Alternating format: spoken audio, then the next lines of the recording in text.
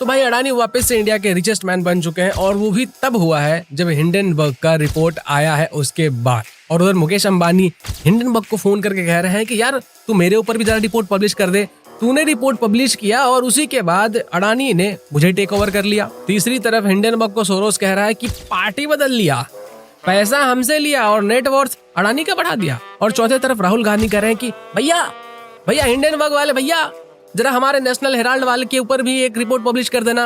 वो क्या है कि 200-400 करोड़ की जरूरत है, क्योंकि इलॉन मस्क से दिमाग में न्यूरा लिंक फिट करवाना है। वो क्या है कि 2029 के इलेक्शन में ये आलू से सोना निकालने वाला जो स्कीम है ना, वो चलने वाला नहीं है। आप दुनिया के किसी भी कोने में चले जाइए, शायद ही आपको ऐसा कोई कंट्री मिलेगा जहां की गवर्नमेंट खुद अपने देश के बिजनेसमैन को, अपने कैपिटलिस्ट को नीचा गिराने की कोशिश करती है। आप दुनिया के किसी भी कोने में चले जाइए, शायद ही आपको ऐसा कोई कंट्री मिलेगा जहां के लोग अपने ही देश के बिजनेसमैन और कैपिटलिस्ट को हेट करते हैं। लेकिन हमारे देश के अंदर ऐसा है, क्योंकि आपको पता है कि हमारे देश के अंदर बहुत सारे नमूने हैं। हमारे देश के खुद के बिजनेसमैन को ही नीचे गिराने की कोशिश में लगे रहते हैं। हमारे देश के अंदर लोग इलॉन मस्क को अपना आइडल मानते हैं, जेफ बेजोस को अपना आइडल मानते हैं, बिल गेट्स को अपना आइडल मानते हैं, लेकिन हमारे देश के जो बिजनेसमैन हैं उनको हेट करते हैं। और ये मैं आपको अपने देश की रियलिटी बता रहा हूँ, क्योंकि हमारे देश के जो लोग हैं ना, उनके अंदर एक बहुत बुरी आदत है, जो वेस्टर्न कल्चर है उनसे इन्फ्लुएंस होने का, जो वेस्टर्न लोग हैं उनसे इन्फ्लुएंस होने का। एक तरफ जहाँ पे कि Jeff Bezos, Elon Musk, Bill Gates जैसे लोगों को आइकन मानते हैं, उनको सपोर्ट करते हैं, फॉलो करते हैं, वहीं पे दूसरी तरफ हमारे देश के जो बिजनेसमैन होते हैं उनको हेट करते हैं। और अभी अडानी के ऊपर हिंडनबर्ग ने जो एलिगेशन लगाए थे, उसको ज्यादा समय हुआ भी नहीं था कि अडानी वापस से इंडिया के रिचेस्ट मैन बन चुके हैं। और इस खबर के आने के बाद ही लोग विधवा विलाप शुरू कर चुके हैं। सोरोस एक तरफ अपना सर पटक रहा है, दूसरी तरफ जो हिंडनबर्ग है वो अपनी किडनी बेच के काम चला रहा है, और तीसरी तरफ हमारे देश के जो ऑपोजिशन के लीडर हैं वो मीम शेयर करके अपने आप को दिलासा दिला रहे हैं, खुश होने का दिखावा कर रहे हैं। इस महिला ने जो पोस्ट किया है, इससे एक जेन्युइन सा सवाल सामने आता है। इनका कहना है कि मोदी ने वापस से अडानी को अमीर बना दिया। अरे तो भाई मोदी ने अडानी को गरीब ही क्यों होने दिया? अगर मोदी के पास इतना पैसा है, इतना इन्फ्लुएंस है और सच में उसने अडानी को अमीर बनाया है, तो उसने गरीब ही क्यों होने दिया? अगर नरेंद्र मोदी को इतना ही प्यार था अडानी से, तो हिंडनबर्ग का जो रिपोर्ट आया था जिसके बाद हजारों करोड़ों का अडानी को लॉस हुआ था, तो अडानी को और पैसे देकर उसको सबसे अमीर आदमी ही बनाए रखता। सुप्रिया श्रीनेत वो महिला है जिनके सामने आप ना तो फैक्ट की बात कर सकते हो, ना ही आप लॉजिक की बात कर सकते हो। पता है क्यों? क्योंकि एक कहावत है ना कि भैंस के आगे बीन बजाने से कोई फायदा नहीं होने वाला। हाँ, पर भैंस के पीछे घंटा बजाने से शायद कुछ फर्क पड़ता होगा। चुप जोकर कहीं का, ये देखे बोला बदतमीज आदमी।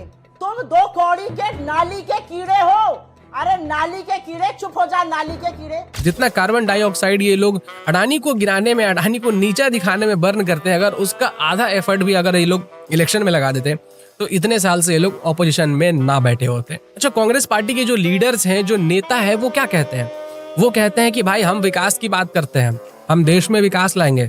अरे यार, तुम अपने नेता का जो दिमाग है उसका विकास नहीं करवा पा रहे हो, तुम देश का विकास क्या करोगे? उल्टा जो लोग विकास कर रहे हैं उनको तुम नीचे गिराने की कोशिश में हो। दूसरी तरफ इनकी जो मालिक है जॉर्ज सोरोस, वो कहते हैं कि भाई मैं तो मार्केट की जो गलतियां हैं उनका फायदा उठाता हूँ। लगता है कि जॉर्ज सोरोस ने कांग्रेस पार्टी का जो बेगारीपन है उसको पहचान लिया था, इसीलिए ये इंडियन मार्केट के अंदर आकर पैसा इन्वेस्ट करके हमारे स्टॉक मार्केट को गिराने की कोशिश में लगा और हमारे बिजनेसमैन को गिराना चाहता है। अच्छा, ये जो जॉर्ज सोरोस है ये कहता है कि भाई मैं डेमोक्रेसी को सपोर्ट करता हूँ, मैं डेमोक्रेसी का मसीहा हूँ, मैं डेमोक्रेसी की रक्षा करता हूँ, मुझे डेमोक्रेसी बहुत ज्यादा पसंद है। बिल्कुल ये डेमोक्रेसी को सपोर्ट करता है, बिल्कुल ये डेमोक्रेसी को पसंद करता है तब तक जब तक नेता इसके इशारों पे नाचते हैं। इसके डेमोक्रेसी का मतलब है मेरा पैसा, मेरे लोग और मेरी मर्जी। मैं चाहे ये करूं, मैं चाहे वो करूं, मेरी मर्जी। जॉर्ज सोरोस के ऊपर हमने पहले भी बहुत सारे वीडियोस बनाए हुए हैं, अगर आप लोगों ने नहीं देखा है तो एक बार चेकआउट जरूर कीजिएगा। जॉर्ज सोरोस कहता है कि उसके लिए पैसे कमाना बहुत आसान है। जॉर्ज सोरोस के लिए सच में पैसा कमाना बहुत आसान है, उतना ही आसान है जितना कि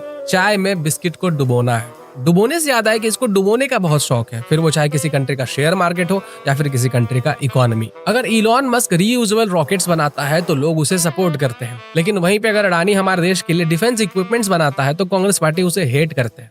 पता है क्यों? अरे क्योंकि टेम्पो भर के इनके पास पैसे जो नहीं पहुंचे थे। अधीर रंजन चौधरी ने कहा था ना कि अगर हमारे पास भी टेम्पो भर के पैसे आएंगे तो भाई हम भी अडानी के ऊपर बोलना बंद कर देंगे। नामुमकिन है, मुझ जैसे एमपी के लिए नामुमकिन है चुनाव लड़ने के।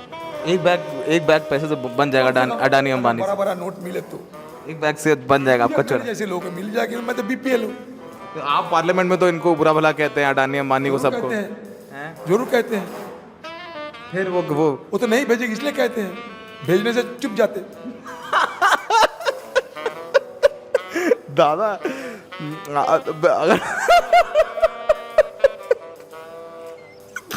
तो अगर पैसा भेज दे तो आप चुप हो जाओगे, ये कह रहे हो? अगर भेजो तो सही, उसके बाद विचार करेंगे। चलो थोड़ी देर के लिए इनकी बातों को मान लेते हैं कि अडानी एकदम करप्ट है, अडानी ने देश को खरीद लिया है, अडानी अपने मर्जी से देश को चला रहा है। तो भाई जब अडानी इतना बेकार है, इतना घटिया इंसान है, तो तुम लोगों ने अपने गवर्नर स्टेट में अडानी को इतने सारे हजारों करोड़ों के प्रोजेक्ट्स क्यों दिए हुए हैं?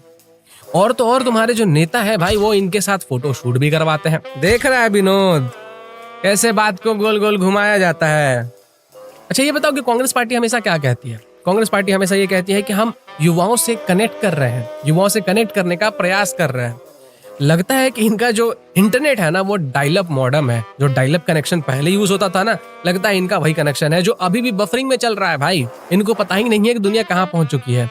इनको अपने कनेक्शन को अपग्रेड करने की जरूरत है, सेम वैसे ही जैसे कि राहुल गांधी को अपने दिमाग को। अच्छा सॉरी, मैं भूल गया था कि राहुल गांधी का जो न्यूरालिंक इम्प्लांट है वो अभी प्रोसेस में। जॉर्ज सोरोस कहता है कि मैं सही टाइम पे सही जगह पे इन्वेस्ट करता हूँ। बिल्कुल सही जगह पे वो इन्वेस्ट करता है, बिल्कुल सही टाइम पे वो इन्वेस्ट करता है। जॉर्ज सोरोस के पास हर एक नेता का रेट कार्ड है और उसको पता है कि कौन कितने में बिकेगा। लेकिन अब सोरोस को भी कहीं ना कहीं फील हो रहा होगा कि यार लगता है इस बार गलत जगह पे इन्वेस्ट कर दिया है। 8 साल में कुछ नहीं हुआ। जब वो कहते हैं कि 60 साल से यहाँ कुछ नहीं हुआ। पहले मुझे इस राहुल गांधी का सॉफ्टवेयर अपडेट करना चाहिए जो अभी भी विंडोज 95 पे रन हो रहा है और सारा दिन पैकमैन गेम खेलता रहता है।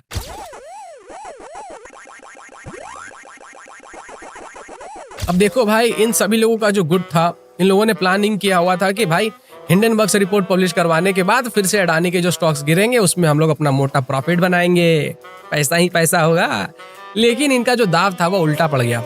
इंडियन जो यूजर्स थे, जो स्टॉक मार्केट में इन्वेस्ट करने वाले लोग थे, उन्होंने कहा कि मुन्ना इस बार तुम्हारे झांसे में हम लोग नहीं आने वाले हैं। और हिंडनबर्ग को पकड़ के उसकी तशरीफ जो भाई गोरी के गालों जैसे, पान के थूक के जैसे एकदम लाल कर दिया। हिंडनबर्ग वाले भैया से लोग जाकर पूछ रहे हैं कि सूजी है?